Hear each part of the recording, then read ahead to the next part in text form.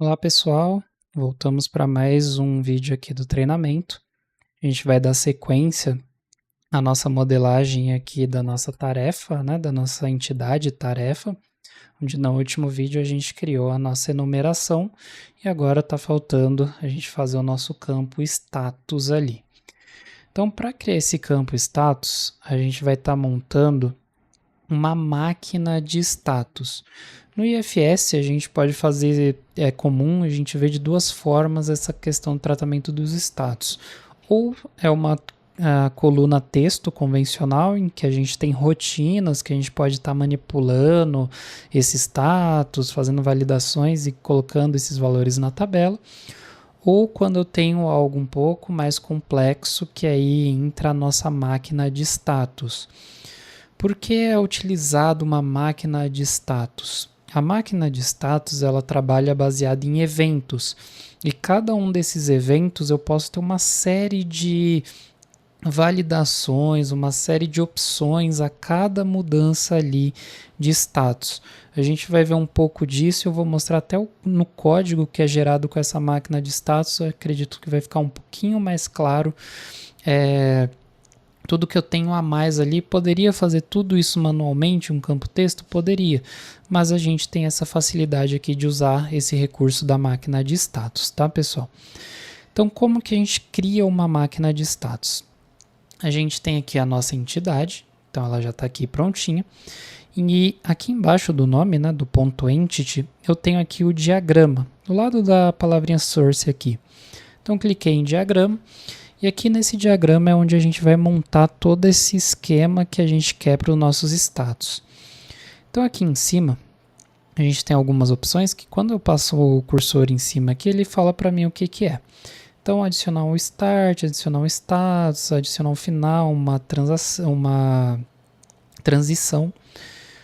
Então aqui eu vou colocar um início, vou pegar aqui alguns status, vou colocar aqui pra gente, só ir clicando e vai colocando aqui, eu vou ter 3 status, maravilha, e vou colocar aqui que ele finaliza também, maravilha, já estou montando aqui o nosso diagrama. Então o start ele diz onde um registro começa, então qual que é o status inicial de um registro. Eu vou colocar aqui para toda vez que uma tarefa for criada, ela vai ser criada com status criado. Então, lembrando que a gente programa tudo em inglês aqui, né? E depois a gente vai traduzir esse nosso status para o português, para as demais linguagens que forem necessárias, mas a gente programa tudo em inglês. Então, criado. Eu vou falar que uma tarefa ela pode estar criada, ela pode estar sendo executada. Opa. Deixa eu mudar aqui, ó. Clicou no quadradinho aqui, no status, você tem o lado direito propriedades e aqui você tem o nome daquele status, tá pessoal? Então, executando. Eu vou ter o cancelado, eu posso cancelar aquela tarefa ali. Maravilha. E vou falar que ela terminou o ciclo de vida daquele registro, né? Então, ali acabou o ciclo de vida, ele para ali quando a tarefa for finalizada.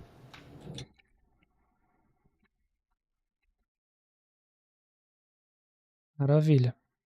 Então, foi finalizado aqui. Com isso eu já tenho os status, mas aqui eu vou até selecionar, ele fica aqui escuro e tudo mais, mas já dá um destaque aqui, ele selecionado, dá para ver. Não tem ligação nenhuma entre esses status, eles são só status que estão aqui, não tem nenhum tipo de fluxo desenhado. Então agora é onde a gente vai começar a colocar os eventos. Então quando que vai para criado? A partir de quando que eu posso cancelar um registro? Depois está finalizado, eu posso cancelar?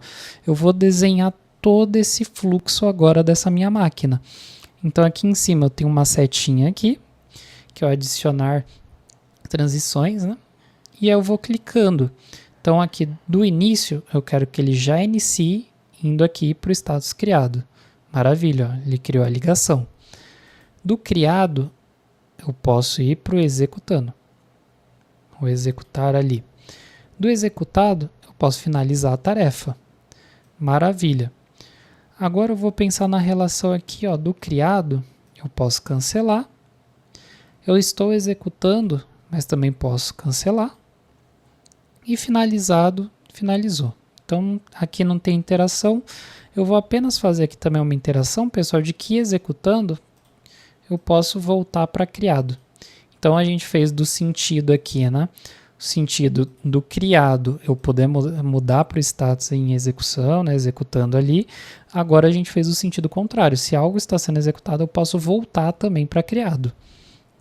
Então, aqui eu tenho o cancelado. O cancelado, ele também poderia ser aqui um status final. Então, caso eu tenha um status que dali não vai ter mais nenhum tipo de interação, por exemplo, eu não vou ter nada do cancelado, eu posso voltar ele para criado, por exemplo. Maravilha, eu posso usar um state aqui, esse meu balãozinho de status. Que aí eu posso fazer uma relação que vai e volta, né? Ela é bidirecional. Quando eu tenho esse tipo de relação, que ela finaliza ali e o processo acabou ali, eu não vou fazer mais nada, cancelou, acabou, poderia ter esses dois estágios de final. Então aqui eu vou até substituir, ó, pegar o cancelado aqui, eu vou excluir ele da minha modelagem, dando no lado direito, deletar for modelo. Então deletei ele do modelo aqui e eu vou falar que ele acaba, é um status final aqui o cancelado. Então, faço a relação de novo e falo, ó, do criado ele pode finalizar já, dessa forma aqui, cancelou, acabou, então ele não vai mais para lugar nenhum, ou ele pode ir para executando e finalizar aqui também nesse outro status. E aí acaba o fluxo ali. Então, eu posso montar diagramas dessas máquinas que eu tenho dois lugares finais. Lembrando que quando eu coloco aqui que é um fine state, morreu. Eu não posso mais fazer alterações, eu não consigo, ó, daqui voltar, acabou. É um status final. Então, tenho que me atentar a isso. Se eu quiser deixar aberta essa possibilidade de voltar, tudo mais, eu posso criar como status igual eu tinha feito antes, tá, pessoal? Então, aqui eu criei esse fluxo. Então, eu desenhei para onde começa. Então, o registro, a tarefa vai ser criada, automaticamente ela vem para o status criado.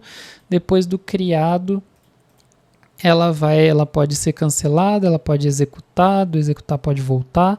Maravilha. Só que cada um desses eventos eu tenho que dar um nome para esse evento. E esse nome vai se tornar uma rotina lá no banco de dados. Então, eu vou clicar aqui na minha primeira transição e aqui eu tenho nas propriedades o evento, o nome do evento. Então, aqui eu vou colocar que o primeiro evento é o de criar. Maravilha. Então, isso aqui vai virar uma função no banco. Eu vou ter uma funçãozinha com esse nome que ele vai fazer exatamente isso de colocar o status daquele registro em criado. Então, aqui o meu primeiro evento é o criar. Aqui eu vou ter o evento de cancelar.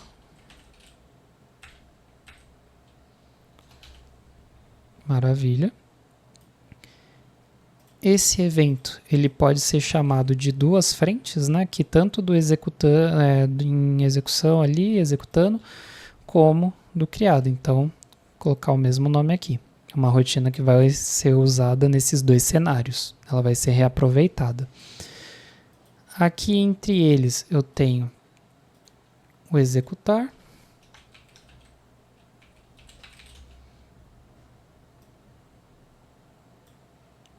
Tem que ver o lado aqui da setinha. Deixa eu puxar ela aqui para baixo. A gente consegue quebrar porque ela é bidirecional. Eu tenho tanto de executando para criado como de criado para executando, né? Então, eu dou 2 cliques na seta, aqui no ponto que eu quero quebrar, e eu consigo fazer isso aqui para a gente conseguir definir. Então, aqui é o contrário. Ó. Aqui, eu vou chamar o create. E aqui eu vou chamar o execute. Maravilha. Então, se eu estou indo de criado para executando, eu chamo o método execute. Se eu quero voltar do execute para o criado, eu também chamo esse método de criar aqui. Maravilha. E agora, para finalizar, eu chamo o finalize. Maravilha. Chamo esse método aqui. Então, dessa forma, agora sim eu criei os meus eventos. Então, tenho os métodos de banco que vão ser chamados, que são esses eventos. Então, vai ser criado um método create, cancel, finalize e execute. E também eu vou ter esses status possíveis aqui para uma linha. Então, uma linha da minha tabelinha aqui de task, ele pode estar create, execute, canceled e finalized. Maravilha.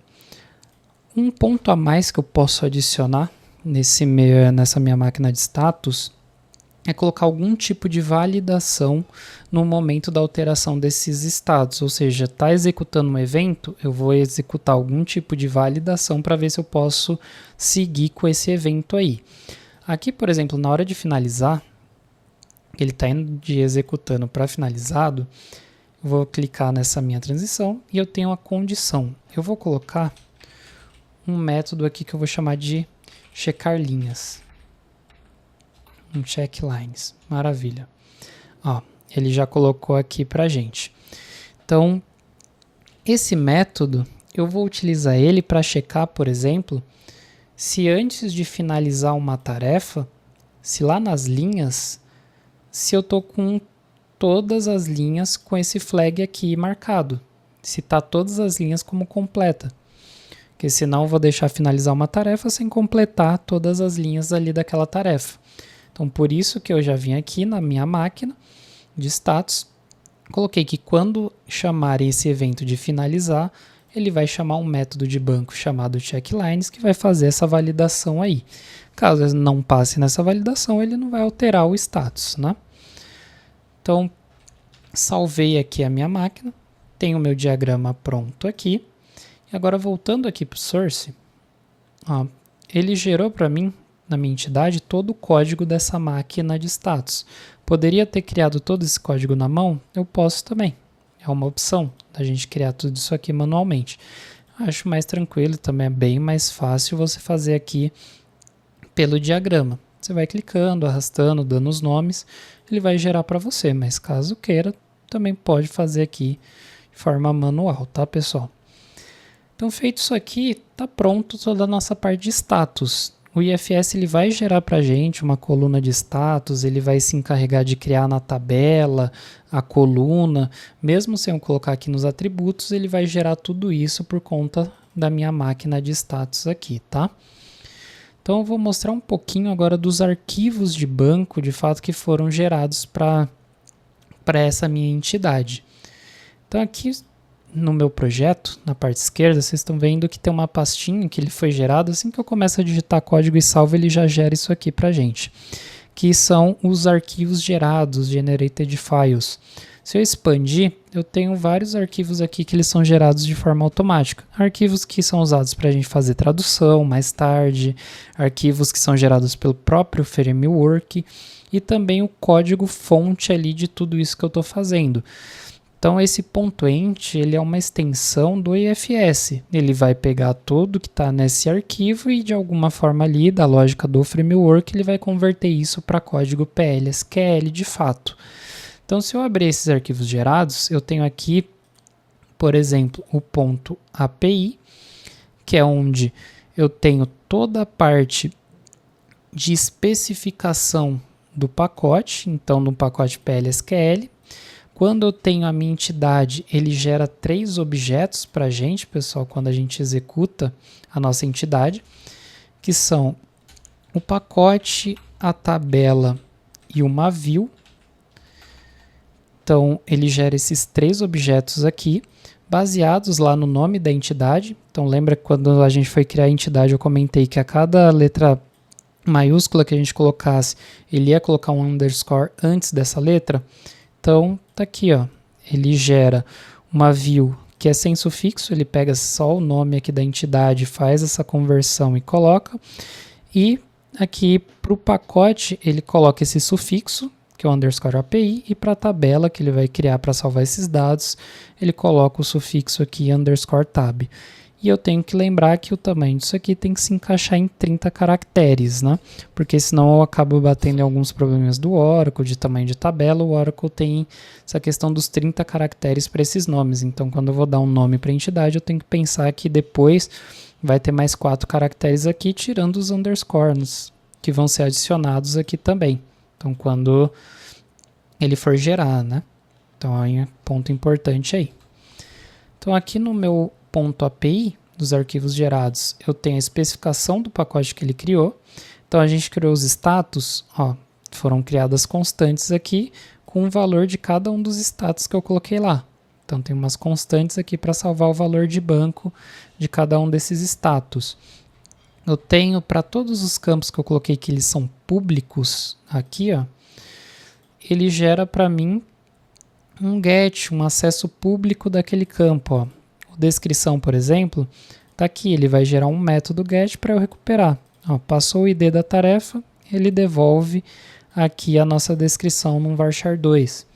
E também temos métodos que são gerados ali pelo próprio framework, que são métodos que a gente utiliza bastante no dia a dia, como exist para saber se uma informação existe na tabela, eu passo o ID, ele me retorna se o registro existe ou não.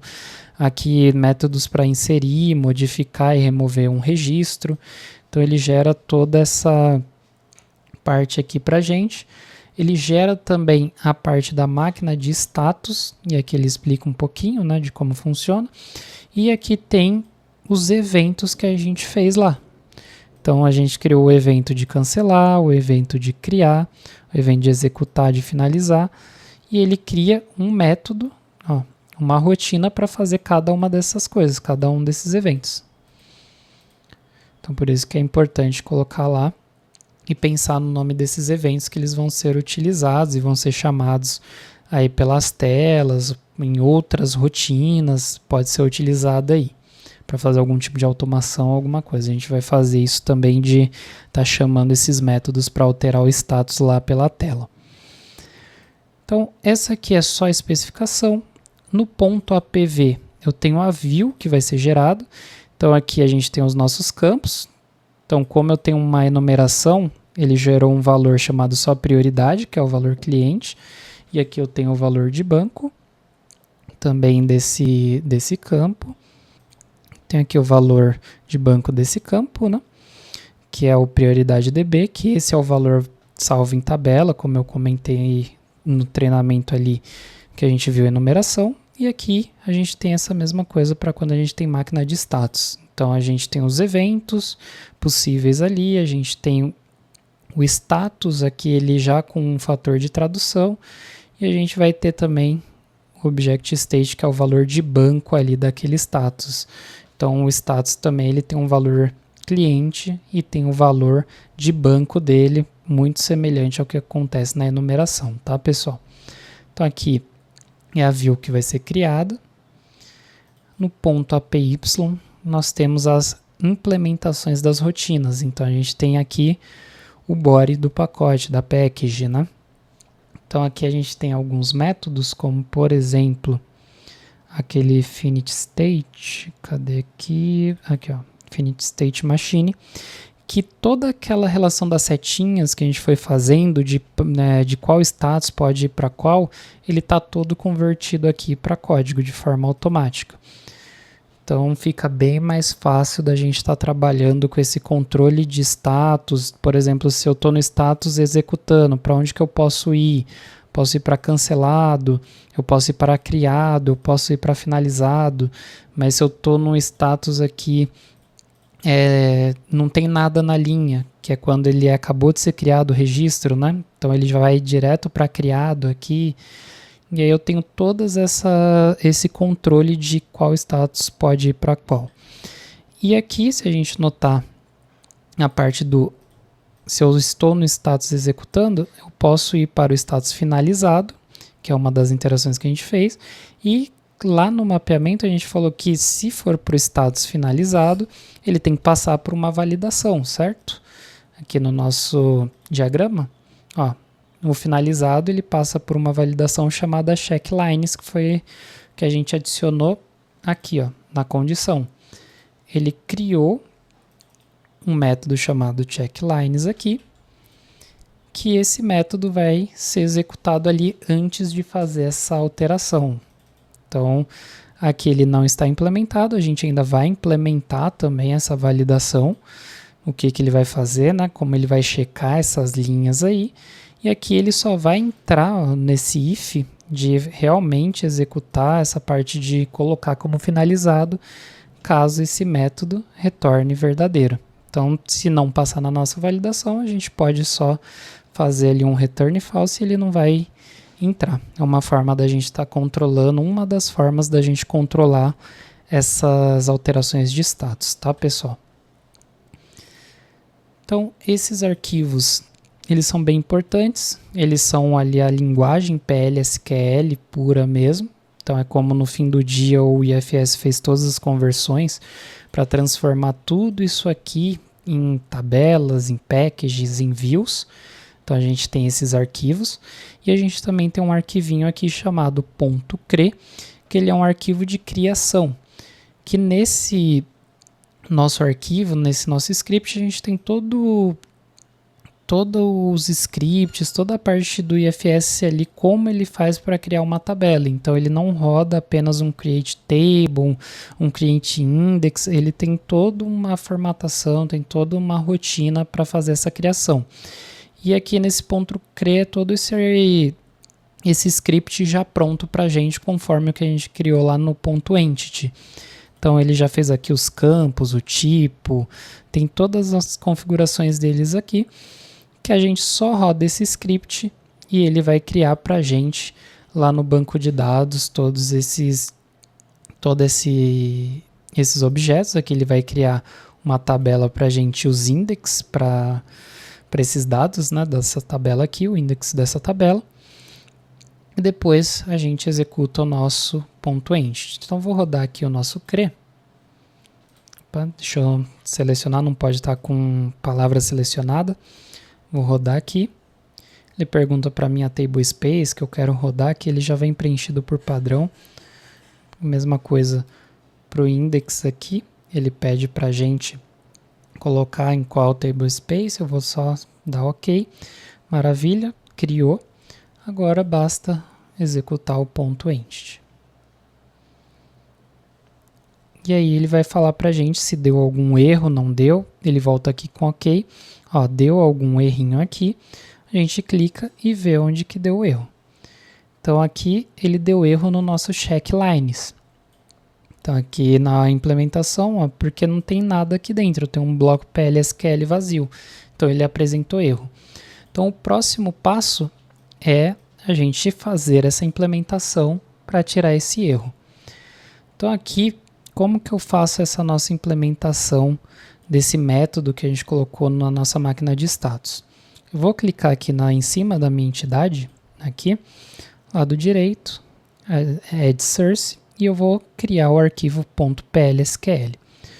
No arquivo .plsql é onde a gente tem de fato as nossas rotinas, é onde a gente vai montar toda a parte ali de código mesmo, PLSQL, para criar procedures, functions, criar tudo. Então aqui no meu arquivo .plsql eu vou pegar aqui desse meu APY que já deu erro, eu vou copiar essa função, vou colocar aqui na parte de métodos públicos, quer dizer, ele é um método privado. Já vou comentar um pouquinho sobre isso, pessoal. O IFS ele tem métodos que são públicos e métodos que são privados, protegidos.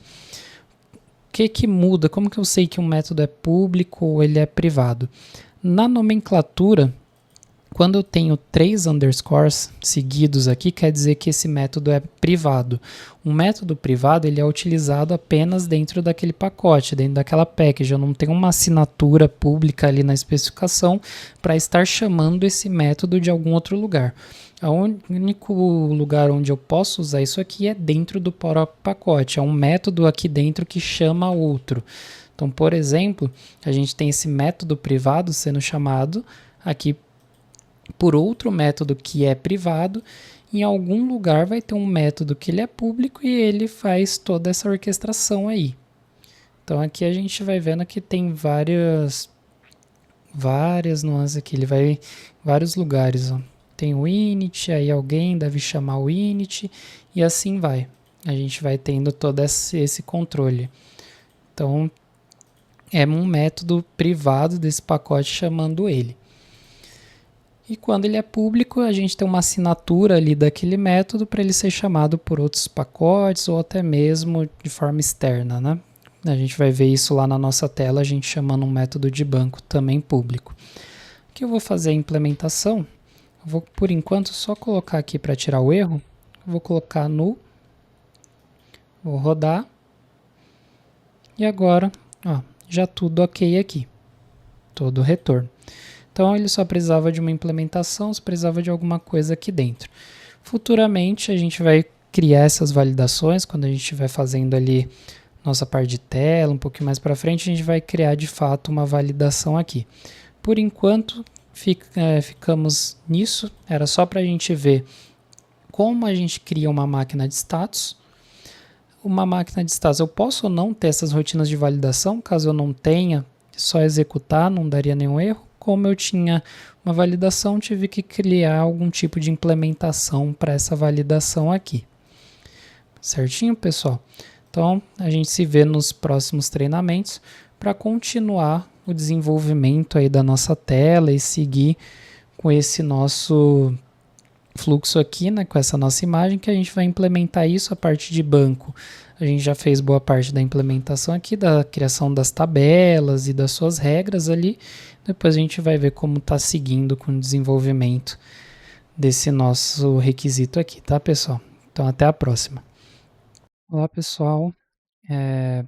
Eu vim aqui só para fazer um complemento, uma alteração aqui no nosso treinamento de máquina de status, onde nesse treinamento aqui a gente colocou do status inicial ele chamar um evento e vir para o status criado. Porém, aqui nesse primeiro status, a gente não precisa estar informando esse evento, tá, pessoal?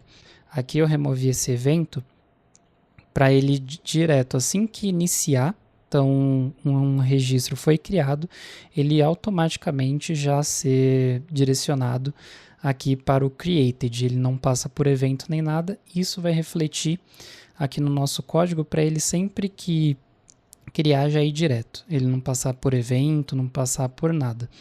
Isso aqui já salvou nas outras aulas da gente ter um tipo de erro ali, tá, pessoal?